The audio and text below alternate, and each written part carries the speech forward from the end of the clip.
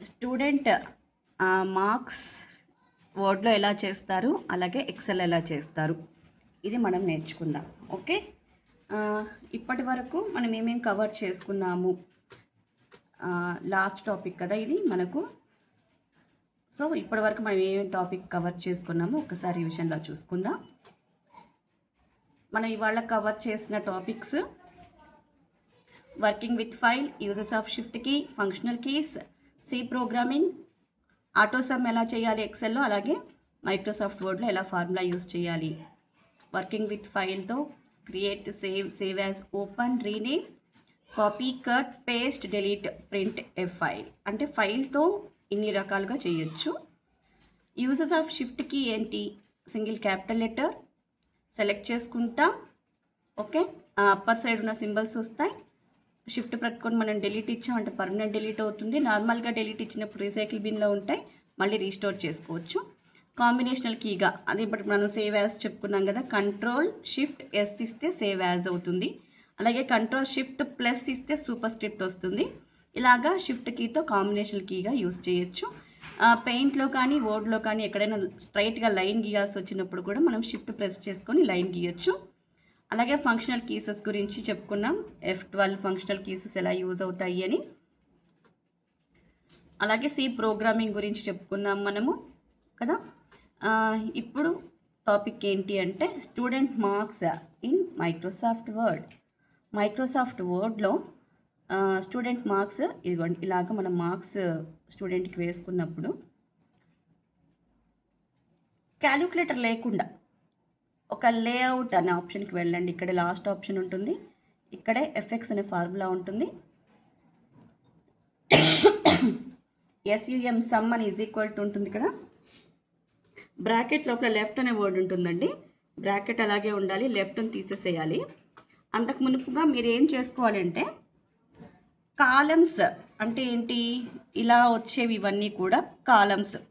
ఈ కాలమ్స్ని మనం ఏంటంటే ABCDEFGHIJ ఇలాగా ఆల్ఫాబెట్స్తో కాలమ్స్ అనుకోవాలి.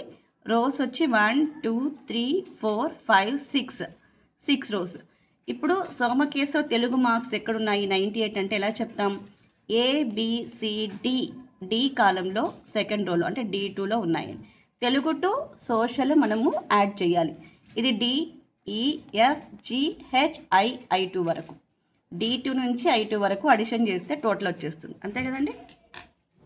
సో అదే ఇవ్వండి. D2 నుంచి అంటానికి ఏంటంటే కోలన్ పెట్టాలండి. షిఫ్ట్ పట్టుకొని ఎల్ల పక్కన ఉండేది ఉంటుంది, అది కోలన్. డైరెక్ట్గా ఇస్తే సెమీ కోలన్ వస్తుంది, మీరు షిఫ్ట్ ప్రెస్ చేసి ఇచ్చారంటే కోలన్ వస్తుంది.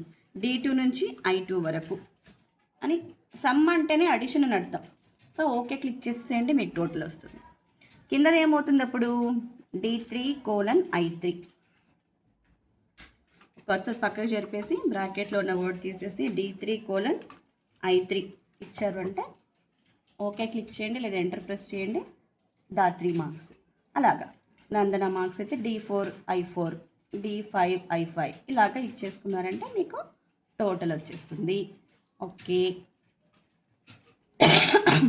ఇక ఎక్సెల్లో ఎలాగా?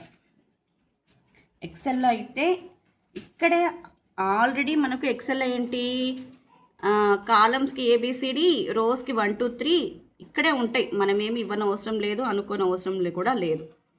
ఓకే,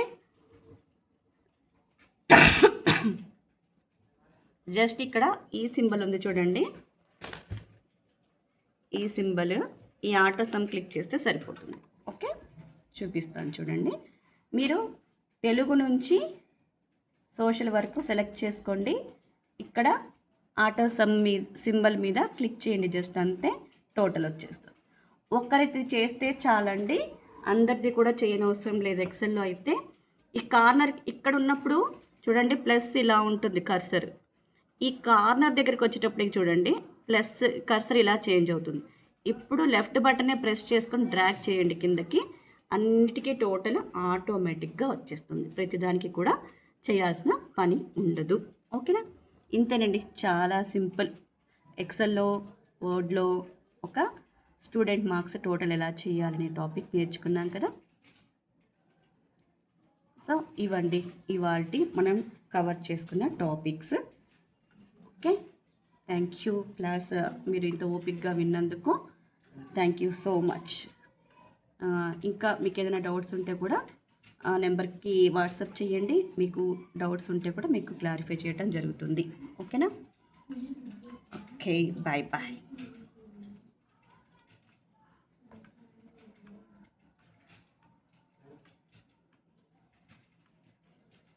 ఇది ఇవాల్టి క్లాస్.